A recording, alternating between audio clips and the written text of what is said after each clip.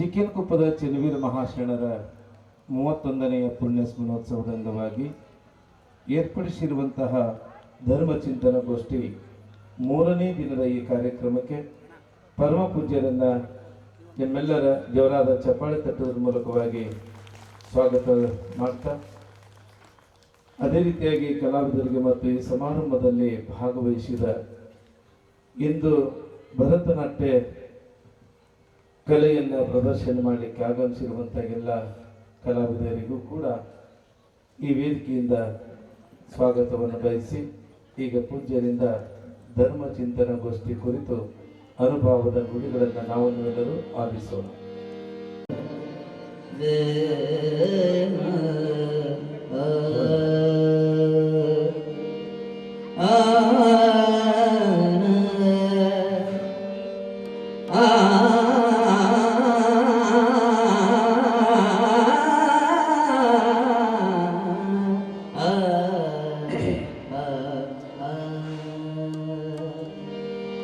गुरु ब्रह्मा गुरु विष्णु गुरुदेवो महेश्वरः गुरु साक्षात् परब्रह्मा तस्मै श्री गुरवे गुरवे नमः गुरवे नमः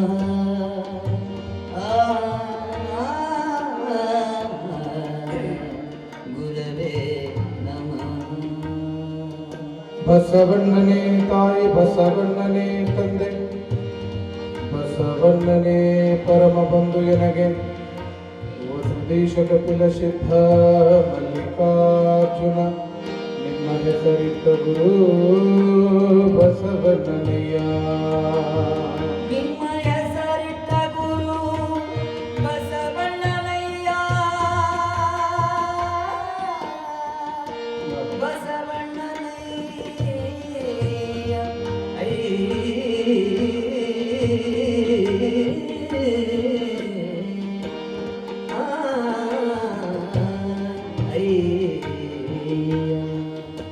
ಜಗದಗಲ ಮುಗಿದಗಲ ಮಿಗೆಯಗಲ ನಿಮ್ಮಗಲ ಪಾತಾಳದಿಂದ ತತ್ತ ನಿಮ್ಮ ಶ್ರೀ ಚರಣ, ಬ್ರಹ್ಮಾಂಡದಿಂದ ತತ್ತ ನಿಮ್ಮ ಶ್ರೀ ಮುಕುಟ.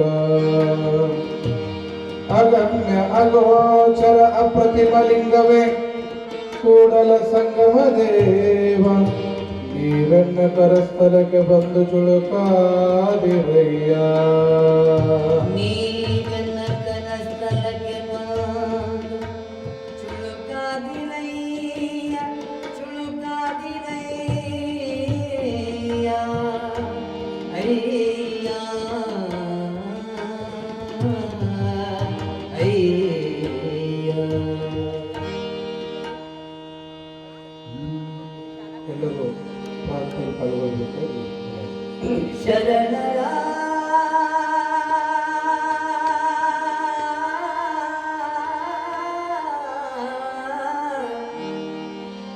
ಚರಿತಾಮೃತ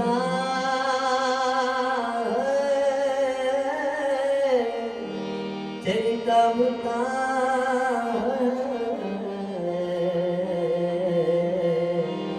ಚರಿತಾಮೃತ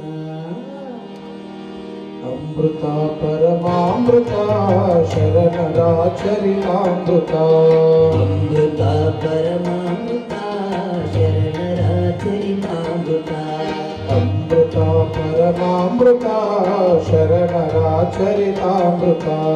ಅಮೃತ ಪರಮಾಮೃತ ಶರಣರ ಚರಿತಾಮೃತ. ಅಂತರಂಗದ ಅಮೃತ ಅಂತರನುಭವದಮೃತ.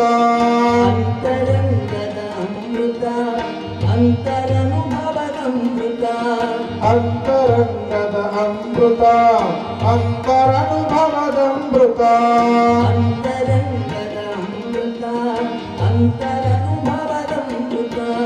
ಅಮೃತ ಪರಮಾಮೃತ ಶರಣರ ಚರಿತಾಮೃತ ಅಮೃತ ಪರಮಾಮೃತ ಶರಣರ ಚರಿತಾಮೃತ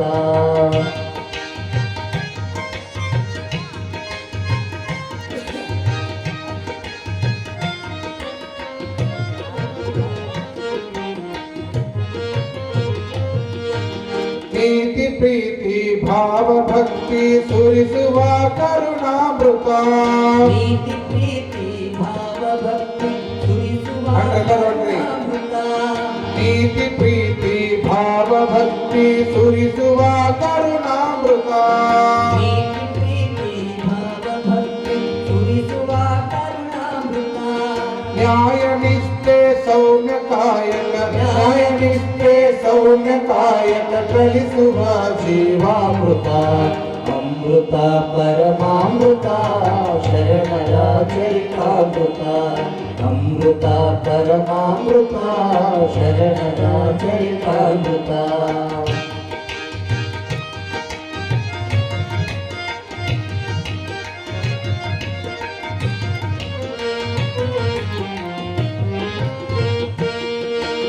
ಸಾವು ನೋವಿಗೆ ದಾರಿ ತೋರುವ ನಿತ್ಯ ನೂತನದಮೃತ ಸಾವು ನೋವಿಗೆ ದಾರಿ ತೋರುವ ನಿತ್ಯ ನೂತನದಮೃತ ಸಾವು ನೋವಿಗೆ ದಾರಿ ತೋರುವ ನಿತ್ಯ ನೂತನದಮೃತ ಸಾವು ನೋವಿಗೆ ದಾರಿ ತೋರುವ ನಿತ್ಯ ನೂತನದಮೃತ ಮನದ ಮೈಲಿಗೆ ತೊಳೆಯುವಂತ ಮನದ ಮೈಲಿಗೆ ತೊಳೆಯುವಂತ ಮಂಗಲದ ಮಹದಮೃತ ಅಮೃತ ಪರಮಾಮೃತ ಶರಣರ ಚರಿತಾಮೃತ ಅಮೃತ ಪರಮಾಮೃತ ಶರಣರ ಚರಿತಾಮೃತ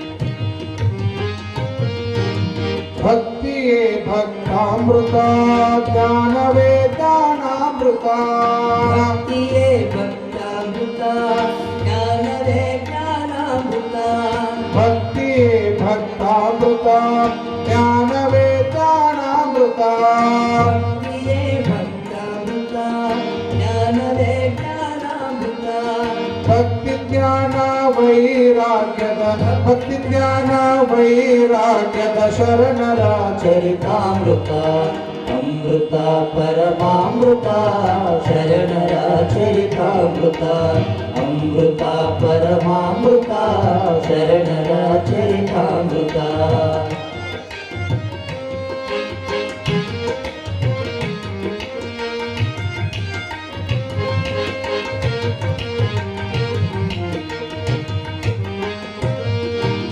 ಅಷ್ಟಾವರಣ ಪಂಚಾಚಾರ ಆರು ಸ್ಥಳಗಳದಮೃತ ಅಷ್ಟಾಭರಣ ಪಂಚಾಚಾರ ಆರು ಸ್ಥಳಗಳ ಅಮೃತ ಅಷ್ಟಾವರಣ ಪಂಚಾಚಾರ ಆರು ಸ್ಥಳಗಳದಮೃತ ಅಷ್ಟಾಭರಣ ಪಂಚಾಚಾರದ ಆರು ಸ್ಥಳಗಳ ಅಮೃತ ಶ್ರೇಷ್ಠ ಕಾಯಕದ ಸೋಹದ ಶ್ರೇಷ್ಠ ಕಾಯಕದ ಸೋಹದ ಅನುಭವದ ಶರಣಾಮೃತ ಅಮೃತ ಪರಮಾಮೃತ ಶರಣರ ಚರಿತಾಮೃತ ಅಮೃತ ಪರಮಾಮೃತ ಶರಣರ ಚರಿತಾಮೃತ ಅಮೃತ ಪರಮಾಮೃತ ಶರಣರ ಚರಿತಾಮೃತ ಅಮೃತ ಪರಮಾಮೃತ ಶರಣರ ಚರಿತಾಮೃತ ಅಮೃತ ಪರಮಾಮೃತ ಶರಣರ ಚರಿತಾಮೃತ ಅಮೃತ ಪರಮಾಮೃತ ಶರಣರ ಚರಿತಾಮೃತ ಶರಣರ ಚರಿತಾಮೃತ ಶರಣರ ಚರಿತಾಮೃತ ಶರಣರ ಚರಿತಾಮೃತ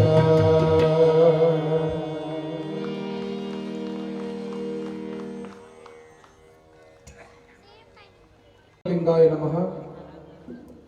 ಅಯ್ಯ ನೀನೊಲಿದರೆ ಕೊರಡು ಕೊನರುವುದಯ್ಯ, ಅಯ್ಯ ನೀನೊಲಿದರೆ ಬರಡು ಹಯನವುದಯ್ಯ, ಅಯ್ಯ ನೀನೊಲಿದರೆ ಸಕಲ ಪಡಿ ಪದಾರ್ಥಗಳು ಇದರಲ್ಲಿ ಪವಯ್ಯ ಕೂಡಲ ಸಂಗಮ ದೇವ. ಪ್ರಾತಸ್ಮರಣರಾಗಿರ್ತಕ್ಕಂತಹ ಬಸವಾದಿ ಶಿವಶರಣರನ್ನ, ವಿಶ್ವದ ಎಲ್ಲ ಮಹಾದಾರ್ಶನಿಕರನ್ನ ಸ್ಮರಣೆ ಮಾಡಿ ಈ ನೆಲವನ್ನ ಪಾವನಗೊಳಿಸಿರ್ತಕ್ಕಂಥ ಮಹಾ ತಪಸ್ವಿ ಲಿಂಗೈಕ್ಯ ಚನ್ನವೀರ ಮಹಾಶಿವಿಗಳ ಸನ್ನಿಧಾನಕ್ಕೆ ಭಕ್ತಿಪೂರ್ವಕವಾದ ಶರಣಾರ್ಥಿಗಳ ಸಮರ್ಪಣೆಯನ್ನು ಮಾಡಿ ಅಥಣಿಯ ಮುರುಘೇಂದ್ರ ಮಹಾಶಿವಿಗಳವರನ್ನ, ಧಾರವಾಡದ ಮೃತ್ಯುಂಜಯ ಮಹಾಂತಪ್ಪಗಳನ್ನ, ಹಾನಗಲ್ಲ ಗುರುಕುಮಾರ ಶಿವೈಗಳನ್ನ, ಕೊಪ್ಪಳದ ಗವಿಸಿದ್ದೇಶನನ್ನ ಮನದಲ್ಲಿ ಧಾರಿಸಿಕೊಂಡು ಪರಮ ಪೂಜ್ಯರಾಗಿರ್ತಕ್ಕಂಥ ಲಿಂಗೈಕ್ಯ ಚನ್ನವೀರ ಶರಣರ 31ನೇ ಪುಣ್ಯ ಸ್ಮರಣೆ ಅಂಗವಾಗಿ ನಡೆದಿರುವಂತಹ ಆಧ್ಯಾತ್ಮಿಕ ಪ್ರವಚನದ 3ನೇ ದಿನದ ಈ ಎಲ್ಲ ಕಾರ್ಯಕ್ರಮದ ದಿವ್ಯ ಶಕ್ತಿ ಸ್ವರೂಪರು, ಕಾಯಕನಿಷ್ಠರು, ಮಾತೃ ಸ್ವರೂಪಿಗಳಾಗಿರ್ತಕ್ಕಂತಹ ಶ್ರೀಮಠದ ಒಡೆಯರಾದ ಪರಮ ಪೂಜ್ಯ ಶಿವಶಾಂತವೀರ ಮಹಾಸ್ವಾಮಿಗಳ ಶ್ರೀಚರಣಕ್ಕೆ ಭಕ್ತಿಯಿಂದ ಶರಣಗಳ ಸಮರ್ಪಣೆಯನ್ನು ಮಾಡಿ ನನ್ನೊಟ್ಟಿಗೆ ನಿತ್ಯವೂ ಕೂಡ ಸಂಗೀತ ಸೇವೆ ನೀಡತಕ್ಕಂಥ ನನ್ನ ಪ್ರೀತಿಯ ಸಂಗೀತ ಕಲಾ ಬಳಗವೇ, ಪ್ರವಚನವನ್ನು ಆಲಿಸಲಿಕ್ಕೆ ಬಂದಿರತಕ್ಕಂಥ ಎಲ್ಲ ಹುಬ್ಬಳ್ಳಿಯ ಮಹಾನಗರದ ಸರ್ವ ಶರಣ ಸದ್ಭಕ್ತ ಶರಣ ತಂದೆ ತಾಯಿಗಳೇ, ಶಿವಾರ್ಥಿಗಳೇ, ದಾಸೋಹಿಗಳೇ, ಮಾಧ್ಯಮದ ಮಿತ್ರರೇ, ಅವರಿವರೆನ್ನದ ಎಲ್ಲರ ಅಂತರಾತ್ಮಕ್ಕೆ ಭಕ್ತಿಯಿಂದ ಶರಣಾರ್ಥಿಗಳು. 3ನೇ ದಿನದ ಪ್ರವಚನದಲ್ಲಿ ನಾವೆಲ್ಲ ಪಾದಾರ್ಪಣೆಯನ್ನು ಮಾಡ್ತಾ ಇದ್ದೇವೆ. ಪ್ರತಿನಿತ್ಯವೂ ಕೂಡ ಹಲವಾರು ವಿಷಯಗಳನ್ನ, ವಿಚಾರಗಳನ್ನ ವಿನಿಯೋಗ ಮಾಡ್ತಾ ಮಾಡ್ತಾ ಆಗ್ಲೇ 3ನೇ ದಿನಕ್ಕೆ ಬಂದ್ವಿ ನಾವು. ಇನ್ನು 2 ದಿನಕ್ಕೆ ಜಾತ್ರೆ ಮುಗೀತು, ಪ್ರವಚನನೂ ಮುಗೀತು. ಒಂದು ತರ 365 ದಿನದೊಳಗ, ವರ್ಷದ 365 ದಿನದೊಳಗ 5 ದಿನ. ಈಗ ಹೆಂಗ ಒಂದು ಗಾಡಿ ಓಡಬೇಕಾದ್ರೆ ಬ್ಯಾಟ್ರಿ ಚಾರ್ಜ್ ಮಾಡಿದ್ರೆ ಇಷ್ಟು ಕಿಲೋಮೀಟರ್ ಅಂತ ಓಡ್ತದಲ್ರಿ, ಹಂಗೆ 365 ದಿನದೊಳಗ 5 ದಿನ ನೀವು ಚಿಕ್ಕೇನಕೊಪ್ಪದ ಚನ್ನವೀರ ಶಿವಿಗಳ ಸ್ಮರಣೋತ್ಸವದೊಳಗ ಈ ಪ್ರವಚನ ಅನ್ನುವಂತ ಆಧ್ಯಾತ್ಮಿಕ ವೇದಿಕೆ ಮುಂಭಾಗದೊಳಗ 5 ದಿನ ನಿಮ್ಮ ಬ್ಯಾಟ್ರಿ ಚಾರ್ಜ್ ಮಾಡ್ಕೊಂಡ್ ಬಿಟ್ರೆ ಸಾಕು. 360 ದಿನ ಎಲ್ಲಿ ಗಾಡಿ ನಿಲ್ಲದಂಗೆ ಗಾಡಿ ಓಡ್ತಾನೆ ಇರ್ತದ, ಜೀವನದೊಳಗೆ ಓಡ್ತಾನೆ ಇರ್ತದೆ. ಒಂಥರ ಇದು ಬ್ಯಾಟ್ರಿ ಚಾರ್ಜ್ ಮಾಡ್ಕೊಂಡಂಗೆ, ಜೀವನದ ಬ್ಯಾಟ್ರಿ ಚಾರ್ಜಿಂಗ್. ಅತ್ಯಮೂಲ್ಯವಾಗಿರ್ತಕ್ಕಂಥ ವಿಚಾರದ ಸಂಕೀರ್ಣ ಪರಮ ಪೂಜ್ಯರು ವೇದಿಕೆ ಮುಖಾಂತರವಾಗಿ ಹೇಳುವಂತ ಅವಕಾಶವನ್ನ ಕಲ್ಪಿಸಿಕೊಟ್ಟಿದ್ದಾರೆ. ನಿನ್ನೆಯ ವಿಷಯದೊಳಗ ಗುರು ಅನ್ನುವಂತ ವಿಷಯವನ್ನ ತೆಗೆದುಕೊಂಡಿದ್ವಿ. ತಾಯಿಯೇ ಮೊದಲ ಗುರು, ಮನೆಯ ಮೊದಲ ಪಾಠಶಾಲೆ ಅನ್ನುವಂತ ವಿಷಯಕ್ಕ ವಾಸ್ತವಿಕ ಸತ್ಯ ಮತ್ತು ವ್ಯಾವಹಾರಿಕ ಸತ್ಯದ ಕುರಿತಾದಂತಹ ವಿಷಯಕ್ಕೆ ನಮ್ಮ ಪ್ರವಚನ ನಿಂತಿತ್ತು. ಈ ವಾಸ್ತವಿಕ ಸತ್ಯಕ್ಕೂ ಮತ್ತು ವ್ಯಾವಹಾರಿಕ ಸತ್ಯಕ್ಕೆ ಇರ್ತಕ್ಕಂಥ ವ್ಯತ್ಯಾಸ ಏನು ಅಂತಂದ್ರ, ಸುಮ್ಮನೆ ಹಂಗ ಹುಬ್ಬಳ್ಳಿ ಊರ್ ಹೊರಗೆ ಒಂದ್ 2 ಎಕರೆ ಜಾಗ ಐತೆ ಅಂತ ತಿಳ್ಕೊಳ್ಳೋನು. ಆ 2 ಎಕರೆ ಜಾಗದಾಗ ಊರಾನವ್ರು ಗಟ್ಟುಳ್ಳವ್ರು ಒಂದು 10 ಮಂದಿ ಆ ಜಾಗ ತಗೋಬೇಕಂತ ಕಾಂಪಿಟೇಷನ್ ಸ್ಟಾರ್ಟ್ ಆಯ್ತು. ನಾ ತಗೋಬೇಕು. ಎಷ್ಟು ಪ್ರತಿಷ್ಠೆಗೆ ಬಿತ್ತು ಆ ಜಗಳ, ಆ ಜಾಗ ತಗೊಳ್ಳೋದು ಅಂತಂದ್ರ, ಯಾರು ಆ ಜಾಗ ತಗೋತಾರ ಅವನ ದೊಡ್ಡ ಸಾಹುಕಾರ ಅನ್ನುವಂಗ ಆತ ಊರ ವಾತಾವರಣ. ಯಾರ ಜಾಗ ಹಿಡಿತಾರ ಅವನ ಗಟ್ಟುಳ ಗಣಮಗ ಅಂತ ಹೇಳಿ ಅವನನ್ನ ಗುರುತಿಸುವಂತಹ ಅವಕಾಶ ಅಂತೇಳಿ ತಿಳ್ಕೊಂಡು ನಾನೇ ಹಿಡಿಬೇಕು, ನಾನೇ ಖರೀದಿ ಮಾಡ್ಬೇಕಂತ ಹೇಳಿ ಆ 2 ಎಕರೆ ಜಾಗಕ್ಕ 10 ಲಕ್ಷ ರೂಪಾಯಿ ಕಿಮ್ಮತ್ತಿನ ಜಾಗ ನನಗ್ ಬೇಕು ಅನ್ಕೊಂತ ಎಲ್ಲಿಗೆ ಹೋಗ್ತಂದ್ರೆ 2 ಕೋಟಿ ರೂಪಾಯಿ ಹೋಗ್ತದ. ರೊಕ್ಕ ಏರ್ಸ್ಕೊಂತ ಎಲ್ಲಿಗೆ ಹೋಗ್ತಿರೋದು? 10 ಲಕ್ಷಕ್ಕೆ ಮಾರಾಟ ಆಗೋ ಜಾಗ 2 ಕೋಟಿಗೆ ಹೋಗ್ತು. ಹೆಂಗ ಅದ್ರದ್ದು ಬೆಲೆ ಜಾಸ್ತಿ ಹಾಕೋಂತ ಹೊತ್ತು ಹಂಗಂಗ ತಗೊಳ್ಳೋರ ಸಂಖ್ಯೆ ಕಡಿಮೆ ಆತ್ರಿ. 20 ಲಕ್ಷದಾಗ 2 ಹೋದ್ರು, 30ನ ನಾವು ಇನ್ನೊಬ್ಬ ಹೋದ. ಹಿಂಗ 2 ಕೋಟಿ ಅಂತಂದಾಗ 10 ಮಂದಿಯಾಗ ಒಬ್ಬ ತಗೊಳಕ್ ತಯಾರಾದ, ಇನ್ನು 9 ಮಂದಿ ಏನಾದ್ರೆ ಇಲ್ಲಿ ಡಿಲೀಟ್ ಆದ. ಆ 2 ಕೋಟಿ ಕೊಟ್ಟು ಏನ್ ಹಿಡಿದ್ನಲ್ಲ ಅವ, ಆ 2 ಎಕರೆ ಜಾಗದಾಗ ನಿಂತು ಊರ್ ಕಡೆ ಮುಖ ಮಾಡಿ ಮಿಷಿನ್ ಮೇಲೆ ಕೈ ಹಾಕಿ ಸೊಡ್ಡ ಹೊಡೆದು ಹೇಳಿದ್ನಂತ ಏನಂತ, ಈ ಊರಾಗ ಈ 2 ಎಕರೆ ಹೊಲ ಹಿಡಿ ತಾಕತ್ತಿರು ಗಣಮಗ ನಾ ಒಬ್ಬನ ಅನ್ನಂತ ಊರ್ ಕಡೆ ಮುಖ ಮಾಡಿ ಅಹಂಕಾರದ ಮಾತುಗಳನ್ನ ಆಡ್ತಾ ಮತ್ತ 2 ಎಕರೆ ಭೂಮಿ ಹೇಳ್ತಾನಂತವ. ಏನಂತ, ಏ ಭೂಮಿ, ನಿನ್ನನ್ನ ಖರೀದಿ ಮಾಡೋ ತಾಕತ್ತಿ ಊರಾಗ ನನಗಟ್ಟ ಐತಿ, ಮತ್ತೆ ಯಾರಿಗೂ ಇಲ್ಲ ನೋಡು ಅಂತೇಳಿ ಆ ಭೂಮಿಗೆ ಕಾಲಲ್ಲಿ ಎತ್ತಿ ಬಡದು ಹೇಳಾಕತ್ತಿದ್ದ. ಅದು ವ್ಯಾವಹಾರಿಕ ಸತ್ಯ. ಯಾವುದು? ನಾನಾ ತಗೊಳ್ಳವ ಅಂತೇನು ಮಾತಾಡಕತ್ತಿದ್ನಲ್ಲ, ಅದು ವ್ಯಾವಹಾರಿಕ ಸತ್ಯ. ಅದು ಆದ್ರ ಭೂಮಿ ಅಂತಿತ್ತಂತ, ತಮ್ಮ 2 ಕೋಟಿ ಕೊಡ್ತಗೋ 2 ಲಕ್ಷ ಕೋಟಿ ಕೊಡ್ತಗೋ, ಈಗೇನೋ ಕೊಟ್ಟು ನೀ ತಗೊಂಡು ಮ್ಯಾಲ ನಿಂತು ನಾ ತಗೊಂಡಿನಿ ಅಂತ ಮ್ಯಾಲ ಒದ್ದೊದ್ದು ಹೇಳಕತ್ತಿಯಲ್ಲ, ಮುಂದೊಂದು ದಿನ ನೀ ನನಗೆ ಕೆಳಗೆ ಬರಬೇಕು ಅಂತ ಭೂಮಿ ಅಂತಿತ್ತಂತ. ಅದು ವಾಸ್ತವಿಕ ಸತ್ಯ ಅನ್ನುವಂಥದ್ದು. ಈ ಕಾಯ ಒಂದಿಲ್ಲ ಒಂದು ದಿನ ಮಣ್ಣಿಗೆ ಹೋಗೋದು. ಎಲ್ಲಿವರೆಗೂ ಈ ಭೂಮಿಯ ಮೇಲೆ ನಾವು ಇದ್ದೀವೋ ಒಂದಿಲ್ಲ ಒಂದು ದಿನ ಈ ಭೂಮಿ ಅಡಿಯೊಳಗೆ ಹೋಗೋದು ನಾವು. ಹೀಗಾಗಿ ಈ ವ್ಯಾವಹಾರಿಕ ಸತ್ಯದ ಪ್ರಜ್ಞೆ ಒಳಗೆ ಮನುಷ್ಯ ಹೋಗ್ತಾ ಹೋಗ್ತಾ ವಾಸ್ತವಿಕ ಸತ್ಯದ ಪರಿಯನ್ನು ಮರೆತು ಬಿಟ್ಟಾನ, ವಾಸ್ತವಿಕ ವಿಚಾರಗಳನ್ನು ಮರೆತಿದ್ದಾನೆ ಅಂತಕ್ಕಂಥದ್ದು. ಮೊನ್ನೆ ನೋಡಿದ್ರಲ್ಲ, CJ ರಾಯ್ ಲಕ್ಷಾಂತರ ಕೋಟಿಯ ಒಡೆಯ ಯಾವುದೋ ಮಾನಸಿಕವಾಗಿ ಗುಂಡೊಡ್ಕೊಂಡು ಸತ್ತ. ಅಂದ್ರ ನಾನು ಹೇಳೋ ವಿಚಾರ ಏನು, ಯಾವುದೋ ಬೇರೆ ರಾಜ್ಯದ ಉಪಮುಖ್ಯಮಂತ್ರಿ ಫ್ಲೈಟ್ ಇದ್ರೊಳಗೆ ಸತ್ತು ಹೋದ, ಲಕ್ಷಾಂತರ ಕೋಟಿ ಒಡೆಯ. ಆದ್ರೆ ಅವನ ಹೆಣಾನು ಕೂಡ ತುಂಡು ತುಂಡಾಗಿ ಬಿದ್ದಿತ್ತು, ಸಿಗಲಿಲ್ಲ ಮಣ್ಣು ಮಾಡಕ್ಕೆ. ಬೆಳಗಾವಿನ ಸಂಸದ ಕೋವಿಡ್ ಬಂದಾಗ ಊರಿಗೆ ಬಂದು ಮಣ್ಣು ಮಾಡಕ್ ಆಗಲಿಲ್ಲ, ಅಲ್ಲೇ ಮಣ್ಣು ಮಾಡಿದ್ರು ಪರಿಸ್ಥಿತಿ. ಅಂದ್ರೆ ಹೇಳುವ ವಿಚಾರ ಏನು ಅಂತಂದ್ರ ಈ ಕಾಯ ಯಾವಾಗ ಮಣ್ಣು ಸೇರ್ತೈತೆ ಗೊತ್ತಿಲ್ಲ. ಹೀಗಾಗಿ ಇರೋದ್ರೊಳಗೆ ಪುಣ್ಯದ ಕಾರ್ಯವನ್ನು ಮಾಡು ಅನ್ನುವಂಥದ್ದು. ಅಂತಹ ಪುಣ್ಯದ ಕಾರ್ಯದ ದಾರಿಯನ್ನು ತೋರಿಸ್ತಕ್ಕಂತಹ ಶಕ್ತಿ ಇರೋದು ಗುರುವಿಗೆ ಮಾತ್ರ ಅಂತಕ್ಕಂಥ ವಿಷಯವನ್ನ ಹೇಳಿದ್ವಿ. ಮಡಿಕೆಯ ಮಾಡುವಡೆ ಮಣ್ಣೇ ಮೊದಲು, ಮಡಿಕೆಯ ಮಾಡುವಡೆ ಮಣ್ಣೇ ಮೊದಲು, ತೊಡಗೆಯ ಮಾಡುವಡೆ ಹೊಣ್ಣೇ ಮೊದಲು, ಶಿವ ಪಥವನ್ನು ಅರಿವಡೆ ಗುರುಪಥವೇ ಮೊದಲು, ಗುರುಪಥವೇ ಮೊದಲು ಅಂತ ಹೇಳ್ತಾರಲ್ಲ. ಹಂಗ ಗುರುವಿನ ದಾರಿ ಒಳಗ, ಗುರುವಿನ ಮಾರ್ಗದೊಳಗೆ ಹೋದಾಗ ಮಾತ್ರ ಮನುಷ್ಯನ ಬದುಕು ಸಾರ್ಥಕ ಆಗ್ತದಂತೆ. ಹೀಗಾಗಿ ಪ್ರತಿಯೊಬ್ಬ ವ್ಯಕ್ತಿಯ ಜೀವನಕ್ಕೂ ತಾಯಿ ಗುರು ಆಗ್ತಾಳೆ ಅನ್ನುವಂಥ ವಿಷಯಕ್ಕೆ ನಿನ್ನೆ ಪ್ರವಚನ ನಿಂತಿತ್ತು. ಅದು ಸತ್ಯವೂ ಕೂಡ ಹೌದು. ತಾಯಿ ಇದು ಭರತನ ದೇಶ. ಇದು ಎಲ್ಲಿಯೂ ಕೂಡ ಭರತ್ ಪಿತಾಕಿ ಜೈ ಅಂತ ಕರೀಲಿಲ್ಲ ನಾವು. ಭಾರತ ದೇಶವನ್ನ ಎಲ್ಲಿ ಹೋಲಿಸಿದ್ವಿ? ತಾಯಿಗೆ ಹೋಲಿಸಿದ್ವಿ. ಹೆಣ್ಣಿಗೆ ಗೌರವ ಕೊಡ್ತಕ್ಕಂಥ ದೇಶ, ಹೆಣ್ಣನ್ನ ಪೂಜಿಸ್ತಕ್ಕಂಥ ದೇಶ ಈ ಜಗತ್ತಿನೊಳಗೆ ಯಾವ್ದಾದ್ರು ಇದ್ರೆ ಅದು ನನ್ನ ಭಾರತ ದೇಶ ಅನ್ನುವಂಥ ಅಭಿಮಾನದಿಂದ ಹೇಳಬೇಕಾಗ್ತದೆ. ಹೆಣ್ಣನ್ನು ಪೂಜಿಸ್ತಕ್ಕಂಥ ದೇಶ ಇದು. ಹೀಗಾಗಿ ಸ್ವರ್ಣಲಿಗೆ ಸಿದ್ದರಾಮ ಶಿವಗಳು ಹೇಳ್ತಾರೆ, ಹೆಣ್ಣು ಹೆಣ್ಣಲ್ಲ, ಹೆಣ್ಣು ರಕ್ಕಸಿ ಅಲ್ಲ, ಹೆಣ್ಣು ಸಾಕ್ಷಾತ್ ಕಪಿಲಸಿದ್ಧ ಮಲ್ಲಿಕಾರ್ಜುನ ಅಂತ ಹೇಳಿ. ಹೀಗಾಗಿ ಹೆಣ್ಣನ್ನ ಪೂಜಿಸ್ತಕ್ಕಂಥ ದೇಶದೊಳಗೆ ನಾವಿದ್ದೇವೆ. ಸ್ತ್ರೀಯನ್ನ ಪೂಜಿಸ್ತಕ್ಕಂಥದ್ದು ಎಲ್ಲಿ ಸ್ತ್ರೀಯನ್ನ ಪೂಜಿಸ್ಲಿಕ್ಕೆ ಒಳಪಡುತ್ತದೋ ಅಲ್ಲಿ ಎಲ್ಲಾ ದೇವಾನು ದೇವತೆಗಳು ಇರ್ತಾರೆ ಅಂತಕ್ಕಂಥದ್ದು ಕೂಡ ಸ್ವಾಭಾವಿಕ ಮಾತು. ಹೀಗಾಗಿ ಹೆಣ್ಣು ಒಲಿದರೆ ನಾರಿ, ಉಣಿದರೆ ನೋಡು ಗೊತ್ತೈತೆ ನಿಮಗೆ ಮಾರಿ ಅಂತ ಹೇಳಿ. ಒಬ್ಬ ಹೆಣ್ಣು, ಒಬ್ಬ ಸ್ತ್ರೀ ಮಾಡ್ತಕ್ಕಂಥ ವಿಚಾರ, ಆ ತಾಯಿಯ ಆಲೋಚನೆ, ಹೆಣ್ಣೊಂದು ಕಲಿತರೆ ಶಾಲೆ ಒಂದು ತರದಂತೆ.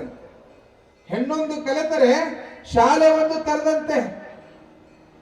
ಕೇವಲ 12ನೇ ಶತಮಾನದೊಳಗ ಶರಣರಷ್ಟೇ ಇರಲಿಲ್ಲ, ಶರಣೆಯರ ಪಾತ್ರವು ಕೂಡ ಬಹಳ ಬಹುಮುಖ್ಯವಾಗಿರ್ತಕ್ಕಂಥದ್ದು. ಒಂದು ಕಸ ಹೊಡಿತಕ್ಕಂಥ ಒಬ್ಬ ಸತ್ಯಕ್ಕ ವಚನಗಳನ್ನು ಬರೀತಾಳೆ. ದೇಹವನ್ನು ಮಾರ್ಕೊಂಡು ಜೀವನ ಮಾಡ್ತಕ್ಕಂಥ ಒಬ್ಬ ಸೂಳೆ ಸಂಕವ ವಚನಗಳನ್ನ ಬರೀತಾಳೆ.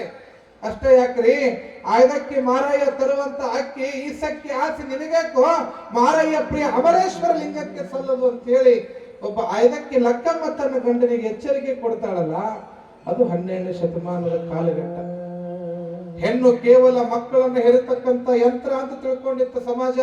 ತಾಯಿ ಹೆಣ್ಣು ಅಂತಂದ್ರ ಕೇವಲ ಮಕ್ಕಳನ್ನ ಹೆರುವಂತ ಯಂತ್ರ. ಯಾವುದೇ ಪೂಜೆ ಪುನಸ್ಕಾರಗಳಿಗೆ ಬರುವಂಗಿಲ್ಲ, 4 ಗೋಡೆಗಳ ಮಧ್ಯೆ ಇರ್ಬೇಕು. ದೇವ್ರ ಪೂಜೆ ಮಾಡಂಗಿಲ್ಲ, ದೇವಸ್ಥಾನಕ್ಕೆ ಹೋಗುವಂಗಿಲ್ಲ. ಯಾಕ? ಹೆಣ್ಣು ಮುಟ್ಟಾಗ್ತಾಳೆ, ಮೈಲಿಗೆ ಆಗ್ತಾಳ, ಆಕೆ ಯಾವುದೇ ಪೂಜೆ ಪುನಸ್ಕಾರಕ್ಕೆ ಅರ್ಹತೆ ಪಡೆತಕ್ಕಂಥವಳು ಅಲ್ಲ ಅಂತಕ್ಕಂಥ ಭಾವನೆಯ ವಿಚಾರ ಆಗಿನ ಕಾಲದೊಳಗೆ. ತನ್ನ ಅಕ್ಕನಿಗೆ ಜನಿವಾರ ಹಾಕ್ಲಿಲ್ಲ ಅಂತೇಳಿ ಮನೆಯನ್ನ ಬಿಟ್ಟ ಬಸವಣ್ಣ. ನನಗಿಲ್ಲದ ಅಕ್ಕನಿಗಿಲ್ಲದ ಜನಿವಾರ ನನಗ್ಯಾಕೆ ಅಂತ ಕೇಳ್ತಾನ. ಹೀಗಾಗಿ ಈ ಸಮಾಜದ ಪ್ರತಿಯೊಬ್ಬ ತಾಯಂದ್ರು ತಿಳ್ಕೊಳ್ಬೇಕಾದ ವಿಚಾರ ಏನು ಅಂತಂದ್ರೆ, ಗಂಡಿನಷ್ಟೇ ಸರಿಸಮಾನರಾಗದವಳು ಹೆಣ್ಣು ಅಂತ ಹೇಳಿ ತಿಳ್ಕೊಂಡು ಹೆಣ್ಣಿನ ಪರವಾಗಿ ಹೆಣ್ಣು ಮಕ್ಕಳಿಗೂ ಕೂಡ ಸಮಾನತೆ ಸಿಗಬೇಕು, ಹೆಣ್ಣು ಕೂಡ ಗಂಡಿನಷ್ಟೇ ಸಮಾನಳು ಅಂತೇಳಿ ಹೆಣ್ಣಿನ ಪರವಾಗಿ, ಮಹಿಳೆಯರ ಪರವಾಗಿ ಈ ಸಮಾಜದೊಳಗ, ಈ ಜಗತ್ತಿನೊಳಗ ಯಾರಾದ್ರೂ ಮೊಟ್ಟ ಮೊದಲ ದನಿಯನ್ನ ಎತ್ತಿದವರು ಯಾರಾದ್ರೂ ಇದ್ರೆ ಅದು ವಿಶ್ವಗುರು ಬಸವಣ್ಣ ಅನ್ನುವಂಥದ್ದನ್ನ ಈ ನಾಡಿನ ಸಮಾಜದ ಹೆಣ್ಣು ಮಕ್ಕಳು ತಿಳ್ಕೊಳ್ಬೇಕು. ಹೆಣ್ಣಿಗೆ ಸಮಾನತೆ ಕೊಟ್ಟ ಬಸವಣ್ಣ. ಹೆಣ್ಣು ಮಕ್ಕಳು ಇವತ್ತು ಮಾಡತಕ್ಕಂಥ ಜಾಗೃತಿಯ ಕಾರ್ಯಗಳು, ವಿಚಾರಗಳು ಸಮಾಜವನ್ನು ಕಟ್ಟುವಂತ ಕೆಲಸ ಆಗ್ತದೆ ಅಂತಕ್ಕಂಥದ್ದು. ಎಂತೆಂಥವ್ರಿ ಶರಣೆಯರು. ಕೌಶಿಕ ಮಹಾರಾಜನಂತ ಮಹಾರಾಜನ ಕೈ ಹಿಡಿದಂತ ಉಡುತಡಿಯ ಅಕ್ಕ ಮಹಾದೇವಿ ಎಲ್ಲವನ್ನ ತೊರೆದು ಕಲ್ಯಾಣಕ್ಕೆ ಬರ್ತಾಳೆ. ಎಂತೆಂತ ತಾಯಂದ್ರಿ ಸಮಾಜದೊಳಗಿದ್ರು. ಧರ್ಮವನ್ನ ಕಟ್ಟುವಂತ ಮಗನಾಗು ಅಂತ ಹೇಳಿ ಶಿವಾಜಿ ಮಹಾರಾಜನಿಗೆ ಜೀಜಾಬಾಯಿ ಬೋಧನೆ ಮಾಡ್ತಾಳೆ. ಅಷ್ಟೇ ಯಾಕ, ಭಗತ್ ಸಿಂಗನ ಬ್ರಿಟಿಷರ ಗಲ್ಲಿಗೇರಿಸೋ ಮುಂದೆ ತಾಯಿ ವಿದ್ಯಾವತಿ ಕಣ್ಣೀರ್ ಹಾಕು ಅಂತ ಹೇಳ್ತಾಳ. ಮಗ ಭಗತ್ ಹೋಗಿ ಕೇಳ್ತಾನ, ಯವ್ವ ಭಗತ್ ಸಿಂಗನ ತಾಯಿ ವಿದ್ಯಾವತಿ ಕಣ್ಣೀರ್ ಹಾಕ್ಬೋದ ಈ ಬ್ರಿಟಿಷರ ಮುಂದ? ನಾ ಸಾಯಕತ್ತಿನಂತ ನೀ ಕಣ್ಣೀರ್ ಹಾಕ್ತೇನೆ ಅಂತ ಭಗತ್ ಸಿಂಗ್ ತಾಯಿ ವಿದ್ಯಾವತಿನ ಕೇಳಿದಾಗ ವಿದ್ಯಾವತಿ ಹೇಳ್ತಾಳಂತೆ, ಏ ಭಗತ, ನೀ ಸಾಯಕತ್ತಿ ಅಂತ ಕಣ್ಣೀರ್ ಹಾಕಕತ್ತಿಲ್ಲೋ, ನೀ ನನ್ನನ್ನ ಬಿಟ್ಟು ಹೊಂಟಿ ಅಂತ ಕಣ್ಣೀರ್ ಹಾಕಕತ್ತಿಲ್ಲ, ಯಾಕೆ ನಾನು ದುಃಖ ಪಡ್ತಾ ಇದ್ದೀನಿ, ಯಾಕೆ ನಾನು ಕಣ್ಣೀರ್ ಹಾಕ್ತಾ ಇದ್ದೀನಿ ಅಂತಂದ್ರ ಆ ಸೃಷ್ಟಿಕರ್ತನಾದ ಭಗವಂತ ಈ ಗರ್ಭಕ್ಕ ಒಬ್ಬ ಭಗತ್ ಸಿಂಗ್ ನನ್ನ ಹೆರುವಂತ ಶಕ್ತಿ ಕೊಟ್ನಲ್ಲ, ಇನ್ನೊಬ್ಬ ಭಗತ್ ಸಿಂಗ್ ನನ್ನ ಹೆರುವಂತ ಶಕ್ತಿಯನ್ನು ಯಾಕೆ ಕೊಡ್ಲಿಲ್ಲ ಅಂತ ವಿಚಾರ ಮಾಡಿ ಹೇಳಕತ್ತೀವ ಅಂತಂದ್ರೆ ಎಂತಹ ದೇಶಾಭಿಮಾನದ ತಾಯಂದ್ರಿ ನಾಡಿನೊಳಗಿದ್ರು. ಝಾನ್ಸಿ ರಾಣಿ ಲಕ್ಷ್ಮೀಬಾಯಿ ಅಂತಂದ್ರೆ ಮೈ ರೋಮಾಂಚನ ಆಗ್ತದ, ಕಿತ್ತೂರು ರಾಣಿ ಚೆನ್ನಮ್ಮ ಅಂತಂದ್ರೆ ಮೈ ರೋಮಾಂಚನ ಆಗ್ತದ, ಅಕ್ಕ ಮಹಾದೇವಿ, ಸಜ್ಜಲಗುಡ್ಡದ ಶರಣಮ್ಮ, ಎಂತೆಂತ ಮಹನೀಯರು ಶರಣರಾಗಿ ಹೋಗ್ತಾರೆ, ಶರಣೀಯರಾಗಿ ಹೋಗ್ತಾರೆ. ಹೆಣ್ಣಿನ ಕುಲಕ್ಕ ಹಣ್ಣಿನ ಕಳಸದಂತೆ ಬದುಕನ್ನು ಸಾಧಿಸಿರ್ತಕ್ಕಂಥವ್ರು ಶಿವಶರಣೀಯರು. ಅಂತಂತ ಶರಣೀಯರ ದಾರಿ ಒಳಗೆ ನೋಡ್ರಿ, ಸಜ್ಜಲಗುಡ್ಡದ ಶರಣಮ್ಮ ಅಂತಕ್ಕಂಥವ್ರು ಇದೇ ಕಾಲಘಟ್ಟದೊಳಗೆ ಅವ್ರು ನೋಡಿದವ್ರು ಇನ್ನೂ ಕೂಡ ಇದ್ದಾರ. ಅವರೇನು ಬಹಳ ವರ್ಷ ಆಗಿಲ್ಲ ಲಿಂಗೈಕ್ಯರಾಗಿ ಅವ್ರನ್ನ ನೋಡಿದವ್ರು ಈಗೂ ಹಿರಿಯರಿದ್ದಾರೆ, ಇನ್ನೂ ಇದ್ದಾರೆ. 106 ವರ್ಷ ಬದುಕಿರ್ತಕ್ಕಂಥ ತಾಯಿ ಯಾಕೆ ಸಜ್ಜಲಗುಡ್ಡದ ಶರಣಮ್ಮ. ಸಜ್ಜಲಗುಡ್ಡದ ಶರಣಮ್ಮ ಯಾಕೆ ಆದರ್ಶಗಳಾಗ್ತಾಳೆ ಅಂತಂದ್ರ ಗುರು ಬೋಧನೆಯನ್ನ ತಪ್ಪದೆ ಪಾಲಿಸಿರ್ತಕ್ಕಂಥ ತಾಯಿ. ಒಬ್ಬ ಕುರುಬ ಸಮಾಜದಲ್ಲಿ ಹಾಲು ಮತದಲ್ಲಿ ಹುಟ್ಟಿರ್ತಕ್ಕಂಥ ಸಜ್ಜಲಗುಡ್ಡದ ಶರಣಮ್ಮ. ಇಲ್ಲೇ ಲಿಂಗಸೂರ ಕೇಳಿರ್ಬೇಕು ನೀವೆಲ್ಲ ಊರ ಹೆಸರು. ಲಿಂಗಸೂರ ಪಕ್ಕದೊಳಗ ಕಂಬಳಿ ಹಾಳ, ಸಜ್ಜಲಗುಡ್ಡ ಅಂತ 2 ಹಳ್ಳಿ ಬರ್ತಾವ. ಯಾವ್ಯಾವ? ಕಂಬಳಿ ಹಾಳ, ಸಜ್ಜಲಗುಡ್ಡ ಅಂತ ಹೇಳಿ. ಯಾವ ಸಜ್ಜಲಗುಡ್ಡದ ಶರಣಮ್ಮ ಅಂತ ಹೇಳಿ ನಾವು ಇವತ್ತು ಗೌರವಿಸ್ತೀವೋ ಆ ತಾಯಿ ಹುಟ್ಟಿದ ಎಲ್ಲಿ ಅಂತಂದ್ರ ಕುಷ್ಟಗಿ ತಾಲೂಕಿನೊಳಗ ಮುದೇನೂರು ಅಂತಕ್ಕಂಥ ಗ್ರಾಮದೊಳಗೆ ಹುಟ್ಟುತ್ತಾಳ ಆ ತಾಯಿ. ಯಾರು? ಸಜ್ಜಲಗುಡ್ಡದ ಶರಣಮ್ಮ. ಆ ತಾಯಿಯ ಮೊದಲ ಹೆಸರು ಯಮನವ್ವ ಅಂತ ಹೆಸರು. ಏನ್ರಿ? ಯಮನವ್ವ. ಆ ಮುದೇನೂರಿನೊಳಗೆ ಹುಟ್ಟಿರ್ತಕ್ಕಂಥ ತಾಯಿ ಯಮನವ್ವ ಅಂತಕ್ಕಂಥದ್ದಕ್ಕೆ ತಾಯಿ ಹೆಸರು ಲಿಂಗಮ್ಮ. ಕುರುಬ ಸಮಾಜದ ಹಾಲು ಮತದಲ್ಲಿ ಹುಟ್ಟಿರ್ತಕ್ಕಂಥ ಯಮನವ್ವಗ ಬಾಲ್ಯದೊಳಗ ಆಶೆ ಬರ್ತದ, ನಾನು ವಿಭೂತಿ ಹಚ್ಕೋಬೇಕು, ಲಿಂಗ ಕಟ್ಕೋಬೇಕು ಅಂತ ಹೇಳಿ. ನೋಡ್ರಿ, ನಮಗೆಲ್ಲ ಮೈಯಾಗ ಬಂಗಾರ ಹಾಕೋಬೇಕು, ಬೆಳ್ಳಿ ಹಾಕೋಬೇಕು, ರೇಷ್ಮೆ ಸೀರೆ ಉಟ್ಕೋಬೇಕಂತ ನಮಗ ಆಶೆ ಬಂದ್ರ ಯಮನವ್ಗೆ ಏನ್ ಆಶೆ ಬರ್ತದ? ಕೊಳ್ಳಾಗ ಲಿಂಗ ಕಟ್ಕೋಬೇಕು, ವಿಭೂತಿ ಹಚ್ಕೋಬೇಕಂತ ಹೇಳಿ. ನೋಡ್ರಿ ಎಂತ ಸಂಸ್ಕಾರ. ಕೇಳ್ತಾಳ, ನನಗೂ ಲಿಂಗ ಅವರೆಲ್ಲ ಕಟ್ಕೊಂಡ್ರಲ್ಲ ನನಗೂ ಕಟ್ಕೋಬೇಕಂತಂದ್ರ ಹೇಳ್ತಾಳ ತಾಯಿ, ಯವ್ವ ಲಿಂಗ ಕಟ್ಕೋಬೇಕಾದ್ರೆ ಅದು ಜಾತ್ರೆಗಿನ ವಸ್ತು ಅಲ್ವಾ, ಅದನ್ನ ಹಿಂಗೋಗಿ ತಗೊಂಡು ಕಟ್ಕೊಳ್ಳುವಂಥದ್ದಲ್ಲ, ಅದು ಗುರು ಮುಖಾಂತರವಾಗಿ ಬರ್ತಕ್ಕಂಥದ್ದು ಲಿಂಗ. ಬಹುಶಃ ಈ ಜೀವನದೊಳಗ ಸತ್ತ ಮೇಲೆ ನಮ್ಮ ಜೊತೆಗೆ ನಮ್ಮ ಗಂಡ ಬರಂಗಿಲ್ಲ, ನಮ್ಮ ಮಕ್ಕಳು ಬರಂಗಿಲ್ಲ, ನಮ್ಮ ಆಸ್ತಿ ಅಂತಸ್ತು ಬರೋದಿಲ್ಲ. ನಮ್ಮ ಜೊತೆಗೆ ಬರ್ತಕ್ಕಂಥದ್ದು ಯಾವುದು ಅಂದ್ರೆ ಗುರು ಕೊಟ್ಟಂತ ಲಿಂಗ ಮಾತ್ರ ನಮ್ಮ ಜೊತೆಗೆ ಬರ್ತದೆ. ಕುಣಿಯೊಳಗೆ ಲಿಂಗ ಮಾತ್ರ ಬರ್ತದೆ. ಲಿಂಗ ಮಧ್ಯಂ ಜಗತ್ ಸರ್ವಂ ಅಂತ ಹೇಳ್ತಾರೆ.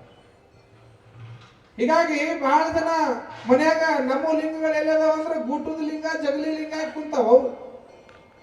ಗುರುಗಳು ಕೊಟ್ಟಿದ್ದ ಎಲ್ಲದಾವ ಲಿಂಗಗಳು. ಒಂದು ಲಿಂಗ 10 ಮಂದಿ ಪಾದಕ್ಕೆ ತಗೋತಾರ. ಅದ್ರಾಗ ತಾಯಿಲಿ ಲಿಂಗ, ತಾಯಿಲಿ ಲಿಂಗ, ತಾಯಿ ಅಂಗದ ಮೇಲೆ ಗುರು ಕೊಟ್ಟಂತ ಲಿಂಗ ಪ್ರಾಣ ಹೋದ್ರೂ ಕೂಡ ದೇಹವನ್ನ ಬಿಟ್ಟು ಹೋಗಬಾರದು ಅಂತ ಹೇಳ್ತಾರೆ. ಹೀಗಾಗಿ ಅಂತಹ ಲಿಂಗ ದೀಕ್ಷೆನ ಪಡ್ಕೊಳ್ಬೇಕು ಅಂತಾಳ ಆಕೆ ಇಚ್ಛೆ ತಕ್ಕಂಗನ ಒಬ್ಬ ಗುರು ಸಿಗ್ತಾನೆ. ಅದೇ ಕುಷ್ಟಗಿ ತಾಲೂಕಿನ ಗುಡದೂರು ಅಂತಕ್ಕಂಥ ಊರಿನೊಳಗ ಅಲ್ಲಿರ್ತಕ್ಕಂಥ ದೊಡ್ಡ ಬಸವಾರ್ಯರು ಶರಣರು, ಅವರು ಗೃಹಸ್ಥಾಶ್ರಮದವರು. ಯಾರು? ದೊಡ್ಡ ಬಸವಾರ್ಯ ಶರಣರು.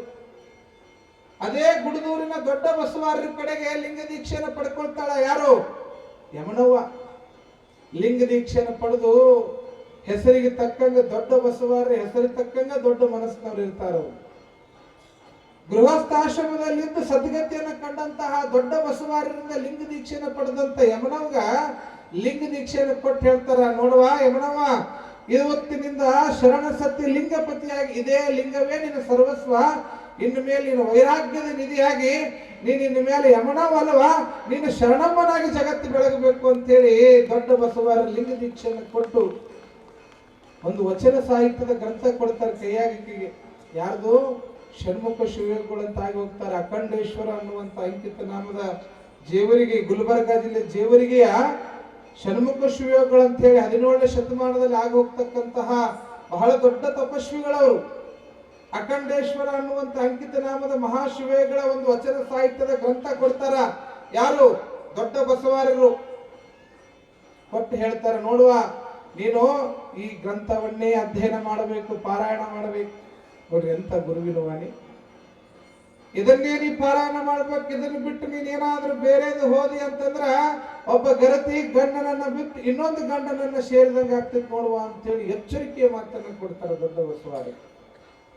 ಗುರುವಿನ ಆನತಿ ಅಂತ ಹೇಳ್ತಾರೆ. ನೋಡುವ, ಕಂಬಳಿ ಹಾಳ ಅಂತಕ್ಕಂಥ ಊರದ ಆ ಕಂಬಳಿ ಹಾಳದೊಳಗೆ ಶರಣ ಬಸಪ್ಪನ ಒಂದು ಮಠ ಅದ. ಆ ಗುಡಿಯ ಮುಂದೆ ಒಂದು ಬೇವಿನ ಗಿಡ ಅದ. ಆ ಬೇವಿನ ಗಿಡದ ಕೆಳಗೊಂದು ಹುಲ್ಲಿನ ಗುಡಿಸಲವನ್ನು ಹಾಕೊಂಡು ನೀನು ವೈರಾಗ್ಯದ ನಿಧಿಯಾಗಿ ನೀನು ಸಾಧನೆ ಮಾಡಿ ಇಡೀ ಜಗತ್ತಿಗೆ ದೊಡ್ಡ ಶರಣಮ್ಮ ಆಗು ಅಂತ ಹೇಳ್ತಾರ. ಆ ಪ್ರಕಾರವಾಗಿ ಕಂಬಳಿ ಹಾಳಕ್ಕೆ ಹೋಗ್ತಾಳಂತ ಶರಣಮ್ಮ. ಯಾಕೆ ಇವತ್ತ ತಾಯಿಯ ವಿಚಾರವನ್ನು ಇವತ್ತು ತೆಗೆದುಕೊಂಡೆ ಅಂತಂದ್ರ ಎಂತೆಂಥವ್ರು ಇರ್ತಾರೆ ದೊಡ್ಡವರು ಸುತ್ತಲೂ ಅನ್ನೋದ ಒಂದು ಘಟನೆ ನಡೀತದ. ಸಜ್ಜಲಿ ಗುಡ್ಡದ ಶರಣಮ್ಮನ ತಾಯಿಯ ಸನ್ನಿಧಾನದೊಳಗ ನಿತ್ಯವೂ ಕೂಡ ಲಿಂಗ ಪೂಜೆ, ತ್ರಿಕಾಲ ಲಿಂಗ ಪೂಜೆ. ಎಷ್ಟು ವಯಸ್ಸಾದ್ರೂ ಕೂಡ ಲಿಂಗ ಪೂಜೆ ಬಿಡ್ಲಿಲ್ಲ ತಾಯಿ. ಆ ತೇಜಸ್ಸು, ಆ ಶಕ್ತಿ ಶರಣಮ್ಮನ ನೋಡಕ ಸಾವಿರಾರು ಜನ ಬರ್ತಿದ್ರು. ಗುರು ಉಪದೇಶ ಆಗಿತ್ತು ದೊಡ್ಡ ಬಸವಾರರದು. ನೋಡುವ, ನೀನು ಲಿಂಗ ದೀಕ್ಷೆ ತಗೊಂಡಿ ಅಂತಂದ ಮೇಲೆ ದಿನ 5 ಮನಿ ಭಿಕ್ಷಾ ಬೇಡಬೇಕು. ನೋಡ್ರಿ ನಿಯಮಗಳನ್ನು ಹೇಳ್ತಾರೆ. ಕಠಿಣ ವೈರಾಗ್ಯದ ನಿಯಮಗಳಿವು. ಸ್ವಾಮಿಗಳು ಅಂತಂದ ಮೇಲೆ ಹೋಗಿ ಎಸಿ ರೂಮ್ನಾಗ ಕುಂತು ಉಣ್ಣುದಲ್ವಾ. ದೀಕ್ಷೆ ತಗೊಂಡ ಮೇಲೆ ನೀನು ಮನೆಗೆ ಭಿಕ್ಷಾ ಬೇಡಬೇಕು. ದಿನ 5 ಮನಿಗೆ ಹೋಗಿ ನೀನು ಕಲ್ತಿ ಭಿಕ್ಷಾ ಬೇಡಬೇಕು. ಅದು ಹೆಂಗೆ ಭಿಕ್ಷಾ ಬೇಡೋದು? ಹೋಗಿ ನೀ ಕರೆಯಂಗಿಲ್ಲ, ಮನೆ ಮುಂದೆ ಹೋಗಿ ನಿಂದಿರ್ಬೇಕು. ಅವ್ರು ಬಂದು ಕೊಟ್ರೆ ಮಾತ್ರ ತಗೊಂಡು ಬರ್ಬೇಕು. ನಿಯಮ ಹೇಳ್ತಾರೆ ಗುರುಗಳು. ಅವ್ರೇನಾದ್ರೂ 1 ರೊಟ್ಟಿ ತಂದು ನೀಡಿದ್ರೆ ಅದ್ರಾಗ 1 ರೊಟ್ಟಿ ತಗೊಳಂಗಿಲ್ಲ, ನೀನು ಅರ್ಧ ತಗೊಂಡ್ ಬರ್ಬೇಕು. ಹಂಗಾರ 1 ಮನಿಗೆ ಅರ್ಧ ರೊಟ್ಟಿ ಅಂದ್ರೆ 5 ಮನಿಗೆ ಎಷ್ಟು ಅದು ರೀ? ಎಷ್ಟು ರೊಟ್ಟಿ ಅದು? 2.5 ರೊಟ್ಟಿ. ಆ 2.5 ರೊಟ್ಟಿನ ತಗೊಂಡು ಬಂದು ನೀನು ಅದರಾಗ ಪೂಜೆ ಮುಗಿಸಿ ನೀನು ಅದರೊಳಗೆ 1.5 ರೊಟ್ಟಿಯನ್ನ ಸಮಾಜದ ಭಕ್ತರಿಗೆ ಬಂದಂತಹ ಭಕ್ತಗಣಗಳಿಗೆ ದಾಸೋಹ ಮಾಡಬೇಕು. 2.5 ಒಳಗೆ 1.5 ಹೋದ್ರೆ ಉಳಿದಿದ್ದೆಷ್ಟ್ರಿ? 1 ರೊಟ್ಟಿ. ಬೇಡಂಗಿಲ್ಲ ಅಂತ ಕೊಟ್ಟಿದ್ರಾಗ ಅರ್ಧ ತಗೋಬೇಕಂತ.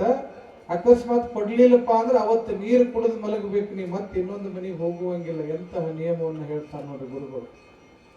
ಗುರು ಉಪದೇಶ ಇದು. ನಿಮಗೆ ಆಗಿತ್ತ ಇಂತ ಹೋಗ್ರಿ ಸ್ವಾಮಿಗಳ, ನಿಮ್ಮದು ನೀವು ಮಾಡ್ಕೋರಿ, ನಮ್ದು ಮನೆ ಹೋಳಿಗೆ ಉಂಡು ಕುಡಿರ್ತೀವಿ ಅನ್ನೋ ಭಕ್ತರದಾರಿ ಇವತ್ತು. ಆದ್ರೆ ಗುರುವಿನ ವಾಣಿಯನ್ನ ತಪ್ಪಲಿಲ್ಲ. ಆಯ್ತ್ರಿ ಬುದ್ಧಿ ಅಂತಾಳ. ಅವತ್ತೇನಾದ್ರೂ ನಿನಗೆ 1.5 ರೊಟ್ಟಿನ ಬಂತು ಅಂತಂದ್ರ ಆ 1.5 ರೊಟ್ಟಿನೂ ಕೂಡ ನೀ ಸಮಾಜಕ್ಕೆ ಕೊಟ್ಟು ಅವತ್ತಿನ ದಿನ ನೀರು ಕುಡಿದು ಮಲಗಬೇಕು ವಿನಃ ಮತ್ತೊಂದು ಮನೆಗೆ ಹೋಗಿ ಭಿಕ್ಷೆ ಬೇಡಬಾರದು ಅನ್ನುವಂತಹ ವೈರಾಗ್ಯದ ದಾರಿಯನ್ನ ದೊಡ್ಡ ಬಸವಾರರು ಯಮನಮ್ಮಗೆ ಹೇಳ್ತಾರೆ. ಅದೇ ಯಮನಮ್ಮ ಮುಂದೊಂದು ದಿನ ಸಜ್ಜಲಗುಡ್ಡದ ಶರಣಮ್ಮ ಆಗ್ತಾಳ. ದೊಡ್ಡ ಮಹತ್ ಶರಣಿ ಆಗ್ತಾಳ ತಾಯಿ. ಒಂದು ಘಟನೆ ನಡೀತದ. ತಾಯಿಯ ಸನ್ನಿಧಾನದೊಳಗ ಸಾವಿರಾರು ಜನ ಭಕ್ತರು ಕಂಬಳಿ ಹಾಳಕ್ಕ ತಾಯಿ ದರ್ಶನಕ್ಕೆ ಬಂದಂತ ಸಂದರ್ಭದೊಳಗ ತನ್ನ ಜೀವಿತಾವಧಿ ಒಳಗೆ ಯಾರಿಗೂ ಕೂಡ ತನ್ನ ಪಾದವನ್ನು ಕೊಡ್ಲಿಲ್ಲ. ಮುಂದೊಂದು ಕಟ್ಟಿಗೆ ಟೇಬಲ್ ಇಟ್ಕೊಂಡು ಕುಂಡಿರ್ತಿದ್ಲವ್ವ. ದಿನಾ ಭಕ್ತರು ಬರೋರು, ನಮಸ್ಕಾರ ಮಾಡೋರು, ಹಣ್ಣು ಕೈ ಮಾಡಿಸ್ಕೊಂಡು ಅವನ ಆಶೀರ್ವಾದ ತಗೊಂಡು ಹೋಗ್ತಾ ಇದ್ರು. ಇದೊಂಥರದ ಪರಂಪರೆ ನಡೆದಿತ್ತು. ಆದ್ರ ಅದೇ ಊರಿನೊಳಗ, ಯಾವ ಕಂಬಳಿ ಹಾಳ ಊರಿನೊಳಗ ಒಬ್ಬ ಇದ್ದನ್ರಿ, ದುಡಿಲಾರ್ದವ, ದುಃಖ ಪಡಿಲಾರ್ದವ, ಸೋಂಬೇರಿ ಆಗಿರ್ತಕ್ಕಂಥವ, ಕೆಲಸ ಅಂತಂದ್ರೆ ಮಾಡ್ಲಾರ್ದಂಥವ. ಅಂತಹ ವ್ಯಕ್ತಿಯ ಹೆಸರು ಏನು ಅಂದ್ರೆ ಒಗ್ಗಾಲಿ ಭೀಮ್ಶಾ ಅಂತ ಅವನ ಹೆಸರು. ಏನ್ ಹೆಸರು? ಒಂದು ಒಗ್ಗಾಲಿ ಭೀಮ್ಶಾ ಅಂತ ಹೇಳಿ. ಅವನಿಗೆ ಯಾಕೆ ಒಗ್ಗಾಲಿ ಅಂತಿದ್ರು ಅಂತಂದ್ರೆ ಒಂದು ಕಾಲು ನೆಟ್ಟಗ ಒಂದು ಕಾಲು ಸೊಟ್ಟಿತ್ತು ಅವಂದು. ಅವ್ನು ನಡೀದು ಹಿಂಗ್ ನಡೀತಿದ್ದ, ಅದಕ್ಕೆ ಅವ್ನಿಗೆ ಒಗ್ಗಾಲಿ ಅಂತೇಳಿ ಅಡ್ಡ ಹೆಸರು ಬಂದಿತ್ತು, ಒಗ್ಗಾಲಿ ಭೀಮ್ಶಾ ಅಂತೇಳಿ. ಇವ ದುಡಿಯವಲ್ಲ, ಕೆಲಸ ಮಾಡವಲ್ಲ, ಏನೇನು ಇಲ್ಲಿ ಒಂದು ಅಷ್ಟು ಸೋಂಬೇರಿ. ಅಂತಹ ಮೈಗಳಾಗಿರ್ತಕ್ಕಂತಹ ಆ ಭೀಮಶ ಏನ್ ಮಾಡವಂದ್ರ ಮುಂಜಾನೆಯಿಂದ ಸಂಜೆ ಮಠ ಎಲ್ಲ ಭಕ್ತರು ಬಂದು ಹೋದ್ಮೇಲೆ ಇವ ಹೋಗವ ಯಾರ ಕಡೆಗೆ ಅವನ ಕಡೆ ಶರಣಮ್ಮನ ಕಡೆ ಆ ಟೇಬಲ್ ಮೇಲೆ ಭಕ್ತರು ರೊಕ್ಕ ಇಟ್ಟು ನಮಸ್ಕಾರ ಮಾಡಿರ್ತಿದ್ರಲ್ಲ ಅವ್ವ ಒಂದು ದಿನನೂ ಆ ದುಡ್ಡನ್ನ ಮುಡ್ತಿರ್ಲಿಲ್ಲ. ಅದನ್ನ ಮಡ್ದಾಗಿರೋರು ಯಾರು ತಗೊಂಡು ಹೋಗ್ಬೇಕು ತೆಗೆದಿಡ್ಬೇಕು ಹಂಗಿತ್ತು ಪರಿಸ್ಥಿತಿ. ಆದ್ರ ಆ ತಾಯಿಯ ಟೇಬಲ್ ಮೇಲೆ ಇಟ್ಟಂತ ದುಡ್ಡನ್ನ ಈ ಒಗ್ಗಾಲಿ ಅದಾನಲ್ಲ ಇವ ಭೀಮಶ ಹೋಗಿ ಹೋಗಿ ಅವಾಗ ನಮಸ್ಕಾರ ಮಾಡವ ಅಲ್ಲಿ ಟೇಬಲ್ ಮೇಲೆ ಇದ್ದು ರೊಕ್ಕ ಎಲ್ಲ ಕಿಶದಾಗ ಇಟ್ಕೊಂಡು ಹೋಗ್ಬಿಡವ. ಇದು ಒಂದು ದಿನ ಅಲ್ಲ 2 ದಿನ ಅಲ್ಲ ಸುಮಾರು 8-10 ವರ್ಷ ಹಿಂಗ ನಡೀತು. ಅವ ದುಡ್ಡು ತಗೊಂಡು ಹೋದವಂಗ ಅಷ್ಟ ಗೊತ್ತು, ಅವಾಗ ಅಷ್ಟ ಗೊತ್ತು, ಮತ್ತೆ ಇನ್ನೊಬ್ರಿಗೆ ಗೊತ್ತಿಲ್ಲ ಅವ್ರ ರೊಕ್ಕ ತಗೊಂಡು ಹೋಗೋದು. ದಿನ ಬರವ ಅವಾಗ ಯಾರು ದಕ್ಷಿಣ ಇಟ್ಟಿರ್ತಾರ ಅದನ್ನೆಲ್ಲ ಬಳಕೊಳ್ಳವ ತಗೊಂಡು ಕಿಶದಾಗ ಇಟ್ಕೊಂಡು ಒಗ್ಗಾಲ ಹಾಕ್ಕೊಂತ ಹೋಗವ. ಅದ್ರಾಗ ಮಜಾ ಮಾಡವ. 7-8 ವರ್ಷ 10 ವರ್ಷಗಳ ಕಾಲ ಹಿಂಗ ನಡೀತು. ಅದು ತಗೊಂಡು ಹೋಗೋದು ತಗೊಂಡು ಹೋದವಂಗ ಗೊತ್ತು, ಅವಾಗ ಗೊತ್ತು, ಮತ್ತೆ ಮೂರನೇ ವ್ಯಕ್ತಿ ಗೊತ್ತಿಲ್ದಂಗಿತ್ತ ವಿಷಯ. ಒಂದು ಕಾಲಕ್ಕೆ ಏನಾಗಿ ಬಿಡ್ತದ ಅಂತಂದ್ರೆ ಯಾವ ವ್ಯಕ್ತಿ ಭೀಮಶ ರೊಕ್ಕ ತಗೊಂಡು ಹೋಗ್ತಿದ್ನಲ್ಲ ಅವ ಒಂದು ಕಾಲಕ್ಕೆ ಸತ್ತು ಹೋಗ್ತಾನೆ, ಪ್ರಾಣ ಕಳ್ಕೊಳ್ತಾನೆ. ಸತ್ತ ಅವನ್ ಮಣ್ಣು ಮಾಡಿದ್ರು. ಅವ ಹೋಗಿ 1-2 ವರ್ಷಕ್ಕೆ ಆ ಶರಣಮ್ಮನ ಆಶ್ರಮದ ಮುಂದೆ ಒಂದು ನಾಯಿ ಬಂದು ಕುಂಡಿರ್ತಿತ್ತು. 2 ವರ್ಷ ಆದ್ಮೇಲೆ ಆ ನಾಯಿ ಏನ್ ಮಾಡ್ತಿತ್ತು ಅಂತಂದ್ರ ಆಶ್ರಮಕ್ಕೆ ಬಂದವ್ರಿಗೆ ಯಾರಿಗೂ ಬಗಡ್ತಿರ್ಲಿಲ್ಲ. ಮಠದಾಗ ಆಶ್ರಮದಿಂದ ಹಾಕಿದ ರೊಟ್ಟಿ ತಿನ್ನೋದು ಅಲ್ಲೇ ಮಠದಾಗನೇ ಇರೋದು, ಆಶ್ರಮದಾಗ ಇರೋದು, ಶರಣಮ್ಮನ ಆಶ್ರಮದಾಗ. ವಿಶೇಷತೆ ಏನು ಅಂತಂದ್ರೆ ನಾಯಿದು ಆಶ್ರಮದಾಗ ಊಟ ಮಾಡ್ತಿತ್ತು. ಯಾವ ಭಕ್ತರು ಆಶ್ರಮಕ್ಕೆ ಬರ್ತಿದ್ರಲ್ಲ ಅವ್ರು ಬಂದು ನಮಸ್ಕಾರ ಮಾಡಿ ಹಣಕಾಯಿ ಮಾಡಿಸ್ಕೊಂಡು ಅವ್ರು ಮರಳಿ ಬಸ್ ಸ್ಟ್ಯಾಂಡ್ಗೆ ಹೊಂಟ್ರು ಅಂದ್ರೆ ಅವ್ರು ಬೆನ್ನ ಹತ್ತಿ ಹೋಗ್ತಿತ್ತು. ಅದು ನಾಯಿ ಬೆನ್ನ ಹತ್ತಿ ಹೋಗಿ ಆ ಬಂದವ್ರು ಬಸ್ ಹತ್ತಿ ಅವ್ರ ಊರಿಗೆ ಹೋಗೋ ತನಕ ಅಲ್ಲೇ ನಿಂತು ಅವ್ರನ್ನ ಬಸ್ಸಿಗೆ ಕಳಿಸಿ ಮತ್ತೆ ನಾಯಿ ಬಂದು ಮತ್ತೆ ಆಶ್ರಮದಾಗ ಹೋಗಿ. ಇದು ದಿನಾ ನಡೀತ್ರಿ ಇದು ನಾಯಿದ ಕೆಲಸ. 5-6 ವರ್ಷ ಹಿಂಗ ನಡೀತು. ಅಲ್ಲೊಬ್ಬ ಭಕ್ತ ಅಮಾವಾಸ್ಯೆಗೊಮ್ಮೆ, ಹುಣ್ಣಿಮೆಗೊಮ್ಮೆ, ಸೋಮವಾರಕ್ಕೊಮ್ಮೆ ಹೆಂಗ್ ಶನಿವಾರಜ್ಜನ ಗತಿಗೆ ಬರ್ತೀರಿ ಹಂಗೆ ದಿನಾ ಒಬ್ಬ ಭಕ್ತ ಬರವ, ಕಾಯಂ ಭಕ್ತ.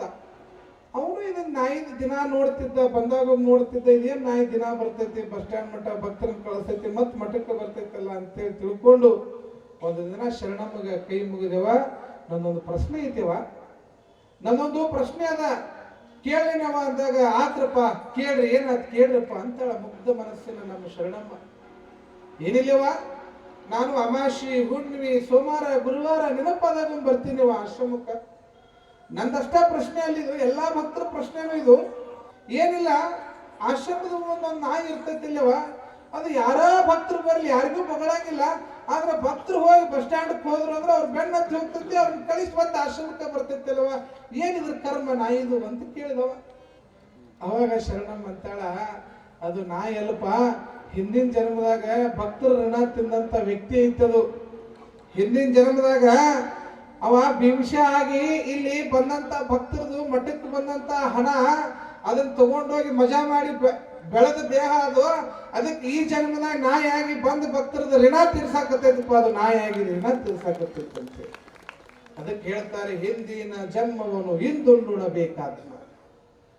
ಯಾವ ಪಾಪ ಕರ್ಮಾದಿಗಳನ್ನ ಮಾಡಿರ್ತೀವೋ ಅದನ್ನೆಲ್ಲ ಇಲ್ಲೇ ಅನುಭವಿಸಿ ಹೋಗುದದ. ಅವ ಹಿಂದಿನ ಜನ್ಮದಾಗ ಭಕ್ತರ ದುಡ್ಡು ತಿಂದಿದ್ದ, ಅದಕ್ಕೆ ಈ ಜನ್ಮದಾಗ ನಾಯಿಯಾಗಿ ಬಂದ ಭಕ್ತರು ಋಣ ತೀರ್ಸಕತ್ತಾನಪ್ಪ. ಅದು ನಾಯಿ ಭೀಮಶ ಅಂತಿತ್ತು ಹೋದ ಜನ್ಮದಾಗ. ಅದರದ ಕರ್ಮ ಫಲವನ್ನ ಆ ತಾಯಿ ಭಕ್ತರ ಮುಂದೆ ಹೇಳ್ತಾಳಂತ.